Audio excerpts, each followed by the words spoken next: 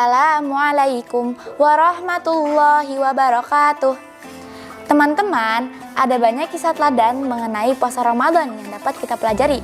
Salah satunya sahabat Nabi Muhammad SAW, yaitu Qais bin Sirman. Meskipun ia harus bekerja keras sebagai tukang kebun di sebuah kebun kurma, namun Qais bin Sirman adalah orang yang taat beribadah. Kisah Qais bin Sirman yang terkenal adalah ketika ia jatuh pingsan saat sedang bekerja karena tidak sempat makan dan minum saat sahur. Kisah inilah yang kemudian menjadi cikal bakal turunnya firman Allah Subhanahu wa taala, yaitu Quran surat Al-Baqarah ayat 187 mengenai perintah sahur di bulan Ramadan. Lantas, bagaimana kisah Qais bin Sirman tersebut? Simak selengkapnya berikut ini ya teman-teman. Diriwayatkan oleh Abu Daud pada zaman Rasulullah SAW, ketika orang-orang telah melaksanakan sholat Isya, mereka tidak diperkenankan untuk makan dan minum. Hadis ini menerangkan bahwa pada saat itu puasa sudah dimulai setelah sholat Isya.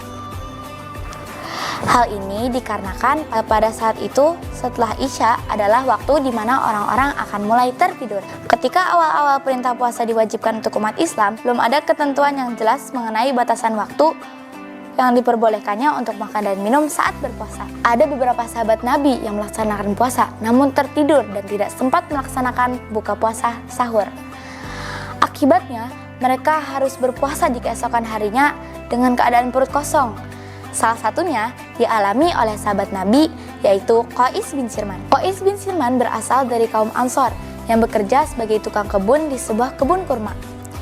Ia merupakan sosok yang taat beribadah dan ahli puasa meskipun harus bekerja keras.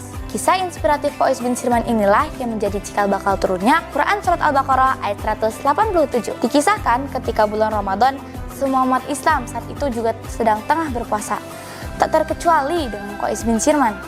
Kisah Qais bin Sirman inilah yang menjadi cikal bakal turunnya salah satu ayat Al-Quran, yaitu Quran surat Al-Baqarah ayat 187. Meskipun sedang berpuasa, dirinya tetap menjalankan pekerjaan sehari-harinya dengan giat.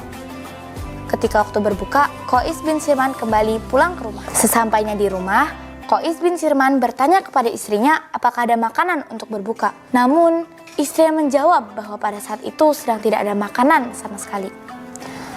"Maafkan aku suamiku, hari ini kita tidak punya makanan apapun. Tunggulah sebentar, aku akan mencarikan makanan untukmu," kata istri Qais. Kemudian istri Qais keluar untuk mencari makanan. Qais bin Sirman yang kelelahan setelah bekerja pun beristirahat dan kemudian tertidur. Qais tertidur tanpa makan dan minum sedikit pun untuk berbuka. Beberapa saat kemudian, istri Qais kembali pulang ke rumah. Istri Qais bin Sirman melihat bahwa suaminya sedang tidur terlelap dan dia enggan membangunkannya. Keesokan harinya, Qais yang belum sempat makan apapun sejak puasa kemarin kembali melanjutkan pekerjaannya. Namun, tiba-tiba ia terjatuh dan pingsan. Mengetahui hal ini, para sahabat pun melaporkannya kepada Rasulullah. Dan pada saat itu juga, turunlah surat Al-Baqarah ayat 187 yang bunyinya, "Dihalalkan bagi kamu pada malam hari bulan puasa bercampur dengan istri-istri kamu. Mereka adalah pakaian bagimu dan kamu pun adalah pakaian bagi mereka. Allah mengetahui bahwasannya kamu tidak dapat menahan hawa nafsumu. Oleh karena itu, Allah mengampuni kamu dan memberi maaf kepadamu. Maka sekarang campurilah mereka dan ikutilah apa yang telah ditetapkan Allah untukmu. Dan makan minumlah hingga terang bagimu benang putih dari benang hitam, yaitu fajar. Kemudian sempurnakanlah puasa itu sampai datangnya malam. Tetapi janganlah kamu campuri mereka sedang kamu beriktikaf dalam masjid. Itulah larangan Allah. Maka janganlah kamu mendekatinya.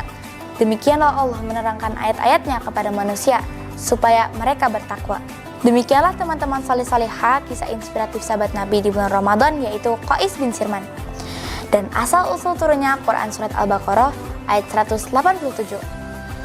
Semoga informasi tersebut dapat menambah wawasan kita mengenai ibadah sunnah di bulan Ramadan ini. Demikianlah teman-teman saleh-salehah kisah inspiratif dari saya. Sepertinya hanya ini yang bisa saya sampaikan. Ramadanku, saatnya menempa diriku menjadi pemimpin yang taat. Takbir, Allahu Akbar.